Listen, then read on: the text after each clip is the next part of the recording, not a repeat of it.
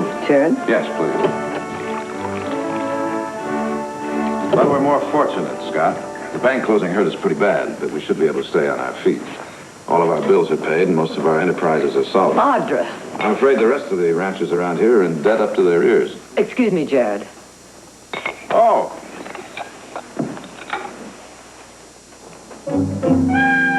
Mr. Breckenridge, I would like you to meet my daughter. Audra, this is Scott Breckenridge. At your service, Miss Audra. Audra. I think Mr. Breckenridge and I have met before. Yes, I have the same feeling. Where was it? Let me see. I remember. Paris. At the Duke d'Orléans' annual masquerade ball. You went as a water nymph. No? Well, London then. The Savoy. You were dining with Count, Scott, I'm afraid you have Audra mixed up with somebody else. Counts in the continent are still just a little bit out of her line. Well, that's their great misfortune. Oh, speaking of misfortune, did you hear about the bank failure? How awful. Indeed it is. I'm sure under the circumstances the family has lots to talk about, Mrs. Barkley. I won't intrude any further. You're not intruding at all. Of course you're not, Scott. I'm only sorry you made the trip from San Francisco for nothing. Not necessarily for nothing. There's a lot of money to be made in bad times as well as good. If your offer to show me around still holds, I'd like to stay in town for a while. It certainly does. Why don't you meet me here for breakfast in the morning? We'll get an early start. I'll be here. Thank you for your hospitality, Mrs. Barkley. We look forward to seeing you tomorrow morning. A pleasure meeting you, Miss Audra. I hope we bump into each other again sometime. I'll see you to the door.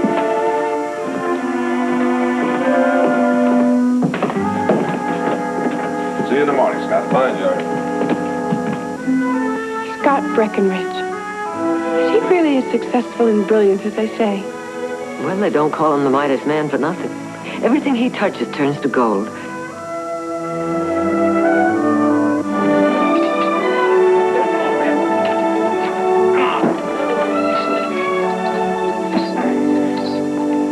Come on, Nick. All right.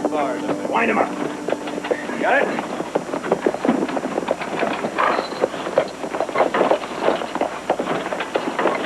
Morning, boys.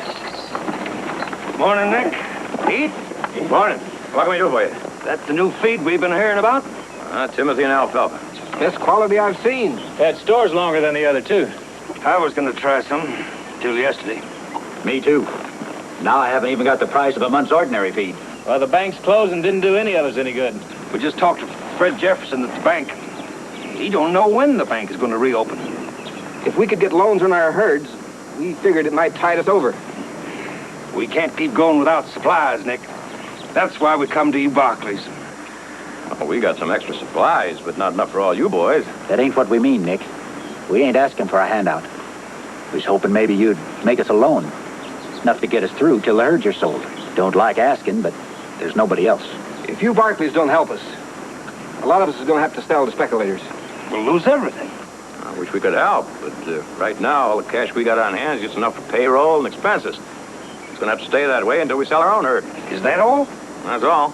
But what about your mills and the foundry and the mine? Wait a minute. Not cash, Jake. But you can raise cash on them, can't you? If the bank were still operating, yes. All right, Nick. Then tell us, where do we get the money? I'm sorry. I don't know.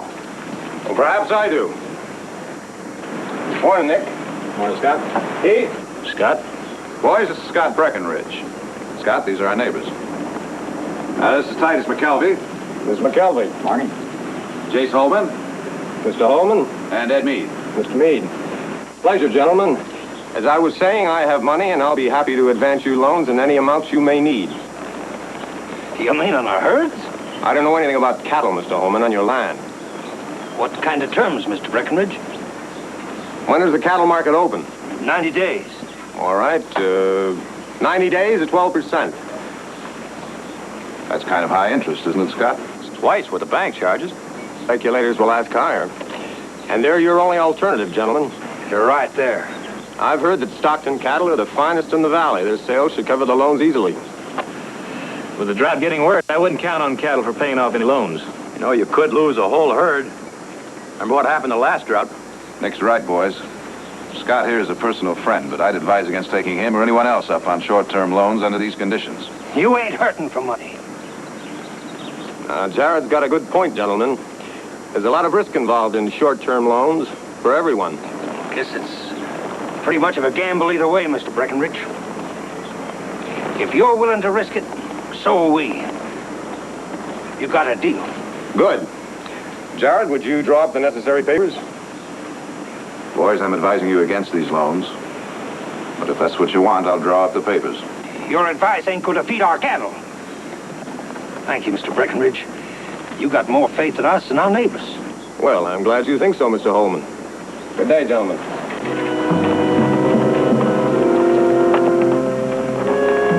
All right, boys, let's get back to work.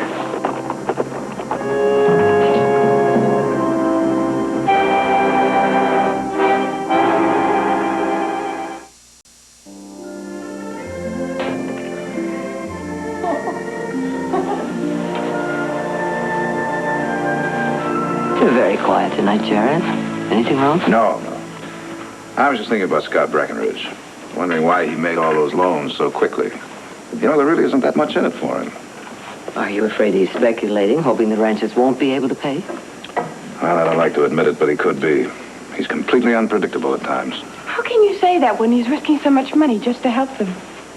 Why, if it hadn't been for him, they wouldn't even be able to buy their supplies. Audra, believe me, he's no philanthropist. He wouldn't risk anything just to help somebody.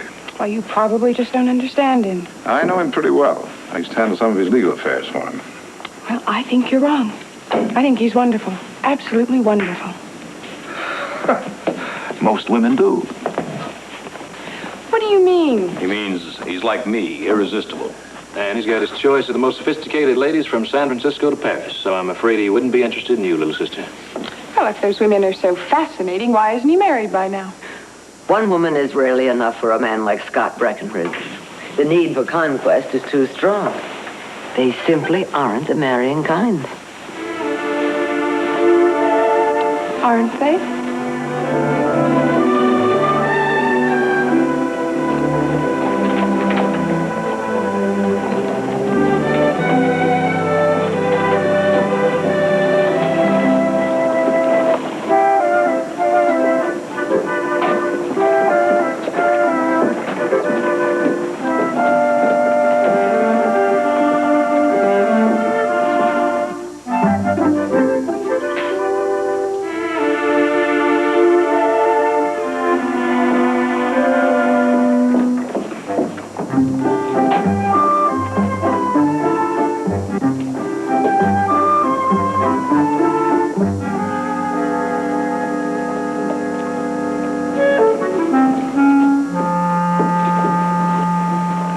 Do you prefer a light or a heavy handle for a quick draw?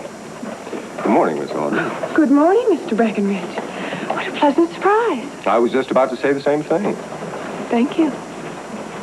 Isn't that one of Godey's latest frocks? Why, yes, it's called a morning dress. Yes, all the ladies in New York are wearing them now. Really? Oh, they're considered to be the height of sophistication. That one makes you look at least 16. I'm well over 16. Well over 16, you don't say. You're impossible. So I've been told. Well, what brings you to town on such a hot day? I have an appointment at the dressmaker's.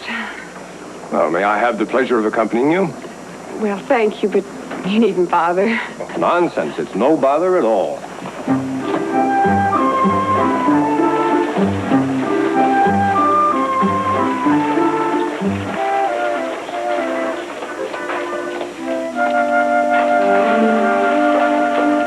Well, thank you, but you really needn't take me any further. Well, I've seen you this far. I'll see you to the door.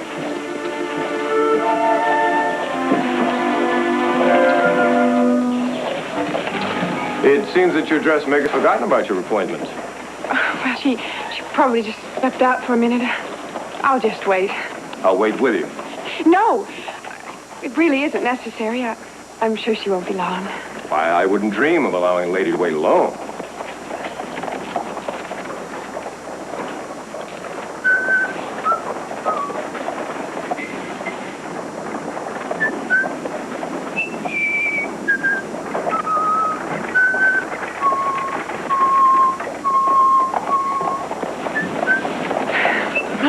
awfully warm, isn't it? Indeed it is. Maybe my appointment's for next week. I might have gotten them mixed up. Really? Yes, I don't think I'll wait any longer. A wise decision. Inasmuch as your plans have changed, Miss Audra, perhaps you'd like to have an ice with me at the hotel. Why, thank you, Mr. Breckenridge. You don't think I had an appointment at all, do you? I suppose you think I came all the way into town just to see you. Yes, I do. And I'm glad you did. I'm glad I did, too.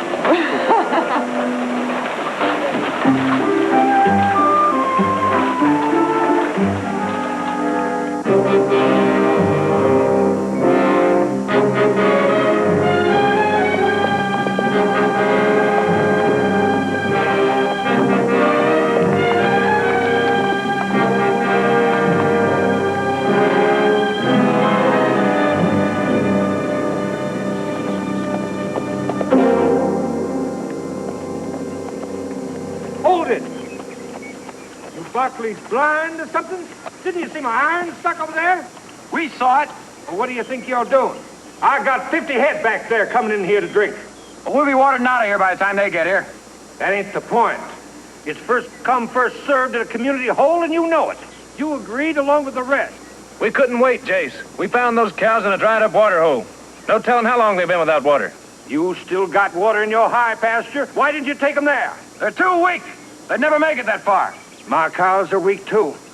But I wouldn't go hogging the community hole when I had some of my own. Hogging? You want us to let these cows die, Jace? If that's what you want, say so. Let them drink. To my way of thinking, hoarding water in a drought, the same as stealing.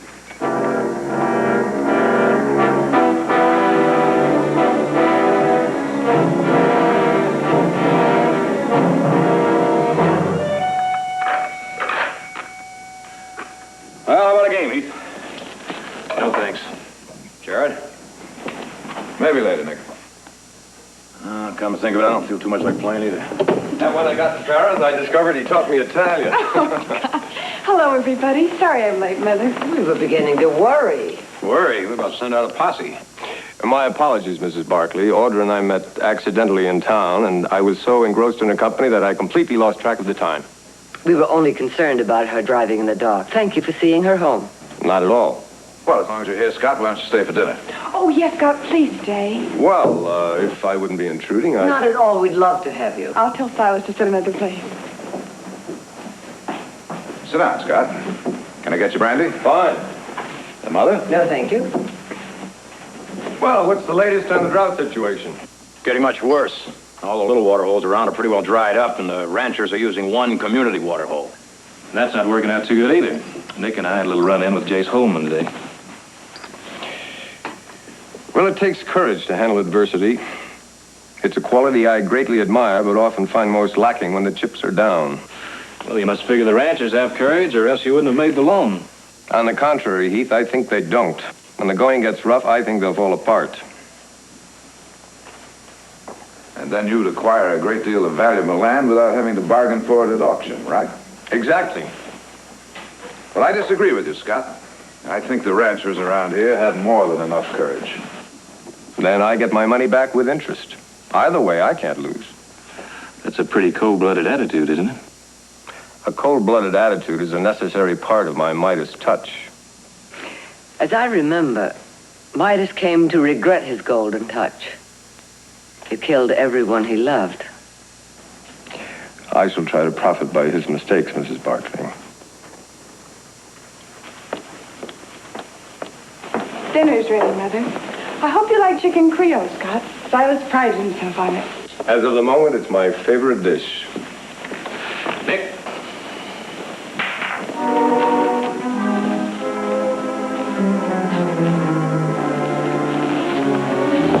With that.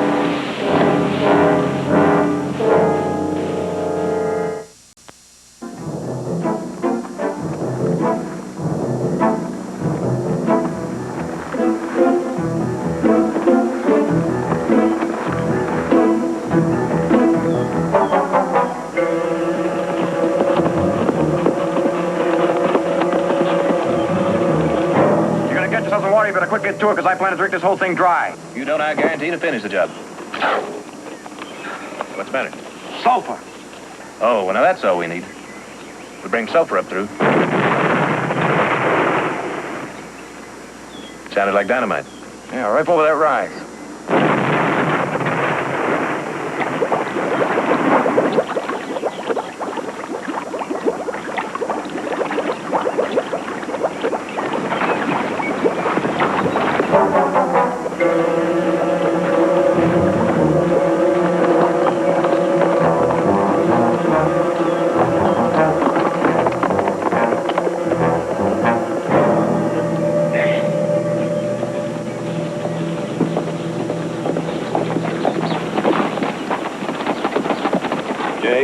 You set that blast? Any objections? What's the idea? We're dynamiting for rain. You're what? Dynamite for rain. Worked in Nebraska, dynamited 3 days and broke the drought complete. Probably was due to break anyhow. No, sir, there wasn't a cloud in the sky. Jackrabbits are green. Well, all right, don't believe me, but it's my land, and we'll do what we want. There's only one big water hole left, and it's getting lower. We gotta do something. Well, the stream that feeds that big water hole runs right under this ground here. You keep blasting, you're gonna follow it for sure. It's already beginning to go yellow. What are you talking about? We were just there. Sulfur's leaking into the south end. We better set these over in the West Canyon. Be better if you stop blasting altogether. You Barkleys wouldn't lend us money, and I don't notice you sharing water, so don't give us any advice.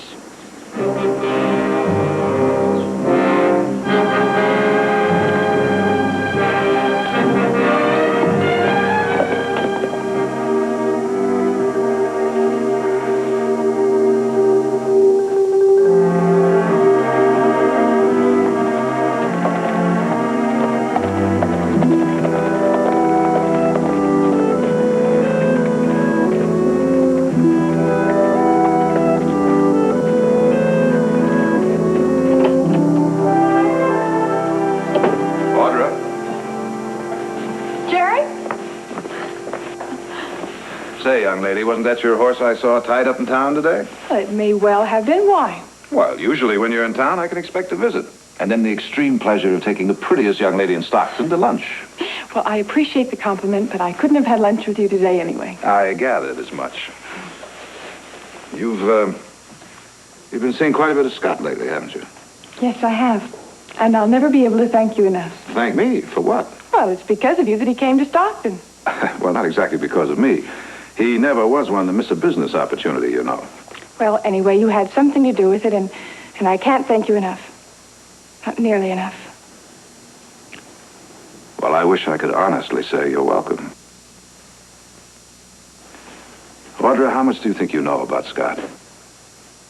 Well, to begin with, he was born in New York City in 1841 of English parents. Now, that isn't what I mean. I know it isn't. Why do you ask, Jarrod? Well, I just don't want to see you get hurt, honey. I know Scott well enough to feel positive he'd never hurt me. You're sure? I'm sure. But thanks for worrying, Big Brother.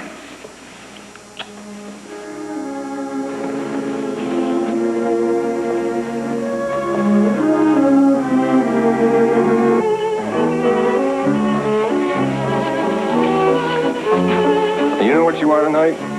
An enchantress. A ravishingly beautiful enchantress. Which one? Cleopatra, Delilah, Julia, take your pick. Cleopatra. I would have thought you'd say Julia. See how little you know about the real me? What a heavenly night. The stars seem almost close enough to touch. In Tahiti, the stars are so bright their reflections light up the lagoons at night. They look like silver mirrors. Oh, it must be exciting to see all those faraway places. Meet all kinds of people. Exciting, yes.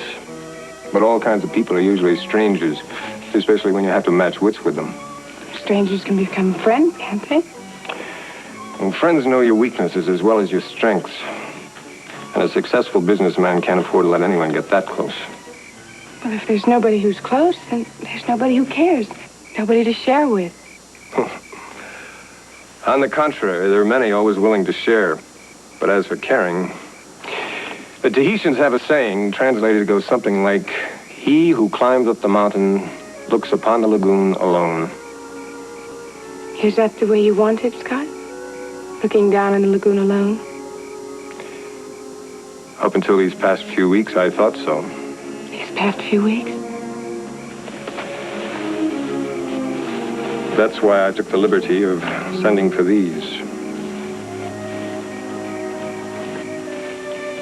You mentioned you like pearls. I've never seen anything so exquisite. Wait, I really shouldn't take them. Surely an enchantress isn't bound by rules of propriety. Audra, do you want them? Of course I do. Then take them.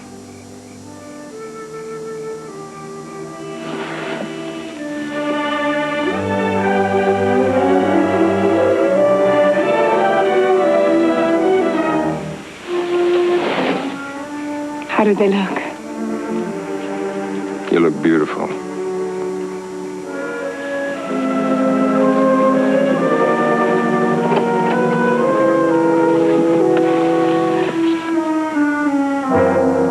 It's been a wonderful evening. For me too, Audra. I'll see you tomorrow. Of course. I'll come by in the morning. We'll go riding. And I'll pack a lunch. I know just the spot for it.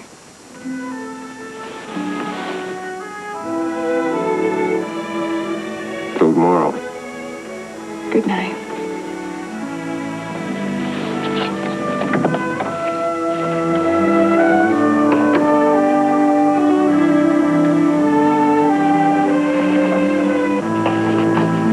Audra? Did you have a nice time? Oh, marvelous. Dance and dance and dance and dance. Look what Scott gave me.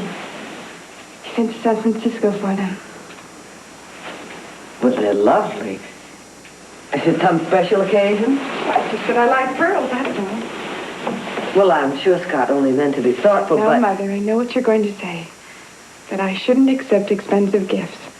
Unless they're for my fiancé. Oh, I know he's going to ask me, Mother. I just know it.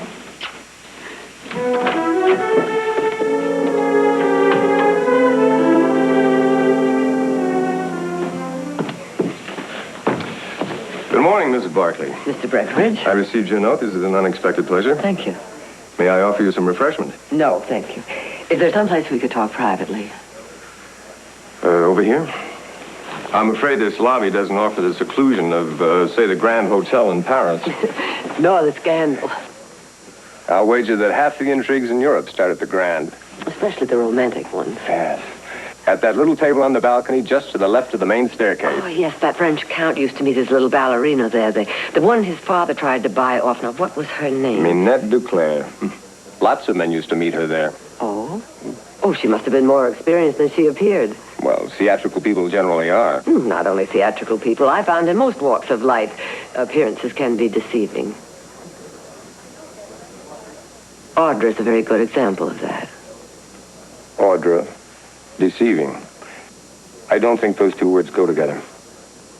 To many, she may seem completely mature. In many ways, she is. But with men of the world, men like yourself, she's young and totally inexperienced. She has all the allure of a woman, Mrs. Barkley. I hadn't noticed that she was at any disadvantage. She's out of her depth in an intrigue, Mr. Breckenridge. She could be badly hurt. Is that what you think I'm offering her, an intrigue? Men like yourself seldom offer anything else. Generalities can often be as deceiving as appearances, Mrs. Barkley. Anyway, whatever I'm offering, I think that Audra should have the right to choose for herself. In most cases, I would agree. But in this instance, I am concerned because the wrong choice could be so very wrong. You don't have very much faith in your daughter, do you? Are you concerned for her virtue or the Barkley name? Oh, no. The Barkley name has withstood many severe blows in the past and will withstand many more in the future. Does that answer your question? Audra and I are spending the afternoon together. I know. I never take unfair advantage of an inexperienced opponent, Mrs. Barkley. At least not unless they're fully aware of all details. I hope I can count on that.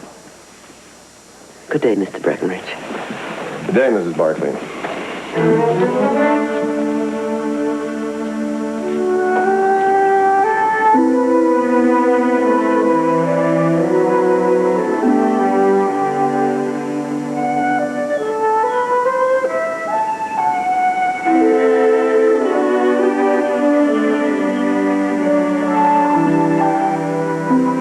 That's the last.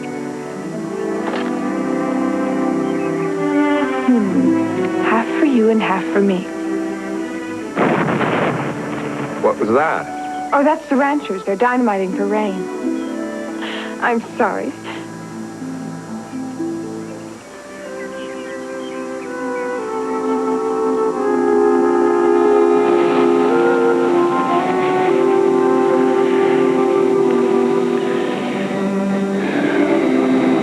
That was even more potent than the wine. How much more, Scott? So much more that when I leave here, I want to take you with me. I want to show you all the exciting places in the world. London, Paris, Rome. Make myself the envy of every man on 2 continents. Oh, yes, Scott. Yes, I'll go anywhere with you. Anywhere in the world. Oh, I knew you'd love me. I knew you'd ask me to marry you. Audra, I didn't ask you to marry me. Oh, I know, not in so many words. I thought we understood each other, especially after last night. That we were 2 of a kind, not tied down by other people's rules. But you just said... What I just said was an invitation to a wonderful, exciting, romantic interlude with no strings attached for either of us. Strings choke love, Audra. They destroy it, turn it into hate. No, I want strings. I want to be tied to you for the rest of my life. I love you. I love you. But love is a thing of wings and wind. Clip those wings and... Well, I won't do it. I can't do it. What you're saying is that you want me for your mistress, but not for your wife. What I'm saying is that I want you. That's the important thing. No, you don't want me. Not really. Not enough. Audra. Audra. You're treating me like I was a chick. Audra. I never want to see you again. Never.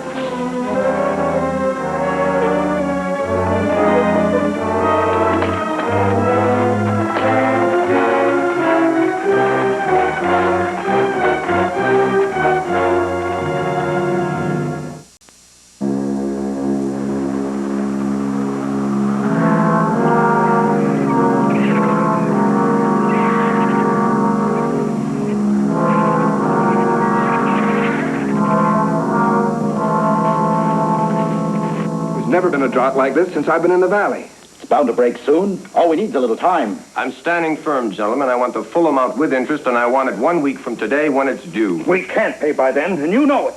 Then I'll expect you to vacate the land. Suppose we refuse to get off. You do that, Mr. Holman. And this range will be swarming with state deputies within 48 hours. I believe that's all, gentlemen. That is till next week. You can't steal our land just because we signed a piece of paper. You ask Jarrod about that piece of paper. He wrote it. He's within his rights. Well, you Barkley's got influence. Can't you force him to give us some time? Not without breaking the law. Then you're saying he's right. You're on his side. Legally, yes. Jarrod, how much do you figure on making on this swindle? I don't think you mean that, Jace. Maybe he does. Maybe he doesn't. But if it turns out it is true, you'll regret the day you ever saw this valley, Jarrod.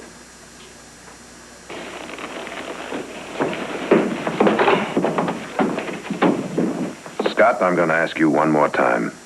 Extend those loans for 30 days at the same rate of interest. I like it the way it is. All right, then. Suppose I underwrite those loans with mortgages on the Barkley Mills. That's a gallant gesture, Jarrod. Too bad your neighbors aren't worth it. They may be frightened men, but they're honest. And they're my friends. They have a very interesting way of showing it. And even if we could break those contracts, it would take months. All assets would be tied up, and none of the ranches would be able to hold out. He's not a financier, he's a vulture. I'm afraid you're right, Nick. While everybody else is praying for rain, he's hoping the drought will last. But just until every rancher who owes him money is beaten into the ground. Yeah. And when I think I'm the one who suggested he come here in the first place. Heard Jace Holman pointing that up in the saloon today. Jarrod, is there anything we've overlooked that would change Scott's mind? I doubt it. I've already taken the liberty of offering him mortgages on our mills. He refused. Apparently, he doesn't realize exactly how much losing their land means to the ranchers. Or worse, he knows and just couldn't care less. Excuse me. Where are you going? There's something I have to do before dinner. What Scott's up to is clear enough. As soon as the drought's over, property values rise, and he can ask any price he wants. I heard there's talk in Sacramento of finding a way to bring year-round water into the valley. And if they do, they'll have the support of every rancher in this valley, I promise you that. If there are any left around to give support.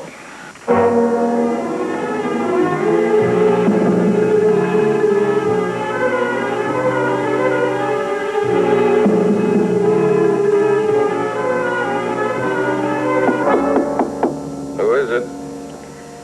Audra Barkley.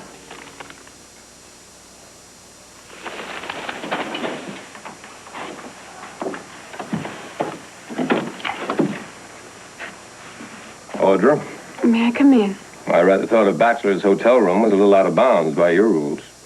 Please, it's important.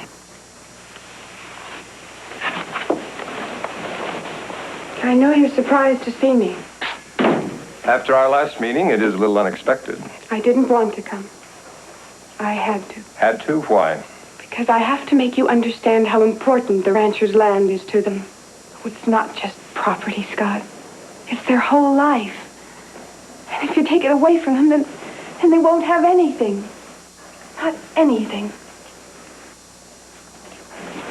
They knew that when they signed the contracts. But they were desperate then. They didn't know what else to do. Desperate or not, they knew the terms. And you won't change your mind about the extension. I don't consider sentiment appropriate collateral. I see. Well, then I have another offer. Oh, a mortgage? In a way. Well, Jarrod already made that offer. I turned him down. Flat. It's not the same as Jarrod's. All right, what's your offer? Myself.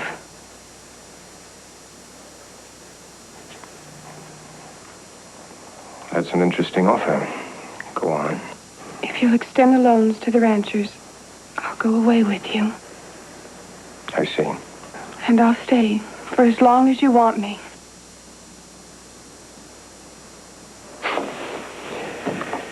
Oh, there is no limit to the sacrifices you Barkleys will make for your neighbors, is there?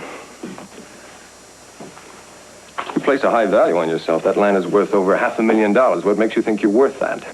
You? And the things you said to me? Audrey, you have a shrewd marketing sense. Then you accept. $500,000 is a lot of money. I'll have to think about it. I'll let you know as soon as I can.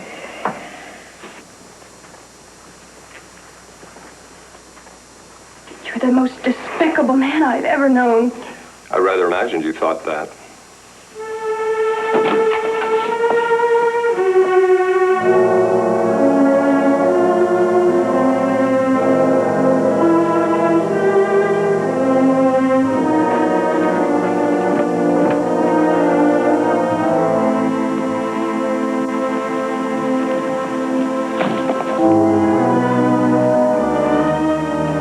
Like I told you.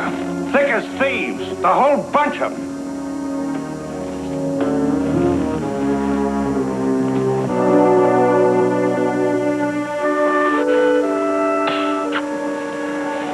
One more? No, thanks, Heath.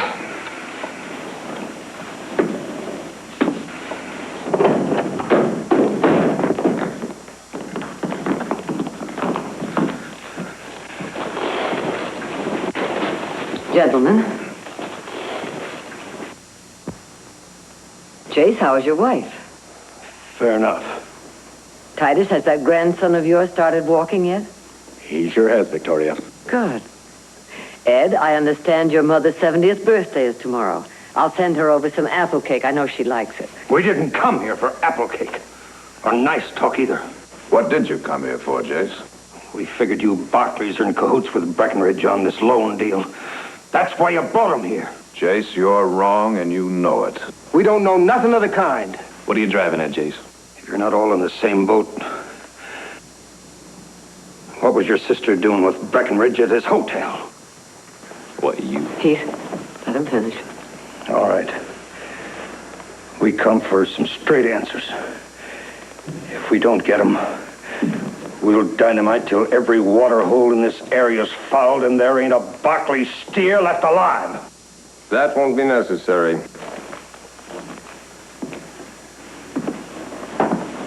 What do you want here?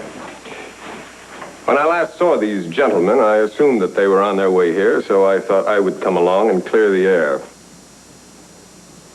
I took Jarrod up on an old offer to come to Stockton as a cover-up for my real reason for being here, which was to take advantage of the crash that I knew was inevitable. The Barkleys had nothing to do with my succeeding there on your side. It sure looked that way at the hotel tonight. Both Jarrod and Audra made offers for bargains of extensions of your loans. Audra's offer was by far the more interesting. That's why she was at my hotel. Audra has offered to go away with me, anywhere, for as long as I want her. Why she thinks you gentlemen are worth it, I will never know, but your loans are extended. I'm accepting her offer. Audra? She's not going anywhere. You may leave now, Mr. Breckenridge. Well, Audra, did you come to the hotel to play games? Or did you mean it?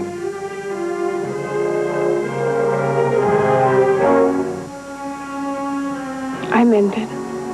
Audra, you don't know what you're doing. Yes, I do. And not you or anybody else in this family can say or do anything to stop me. I'll pack my things.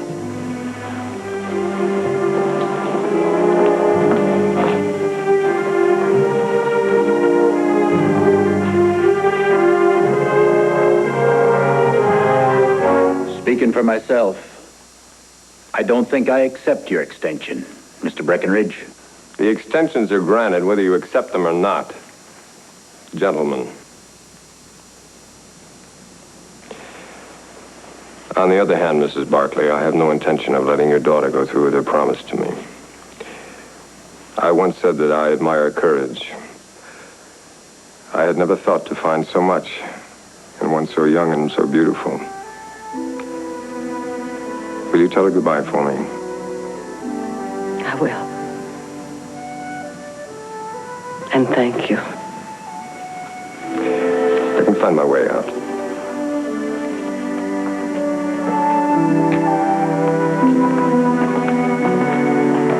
Mother, do you know what...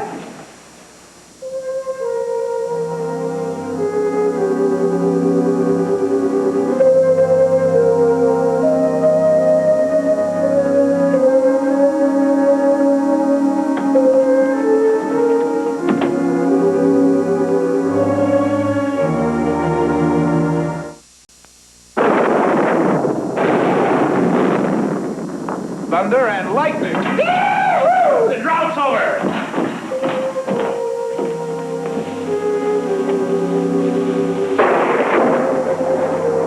Of course, if it hadn't been for the drought, he never would have come to Stockton. So much courage in one so young and so beautiful. That's what he said about you just before he left.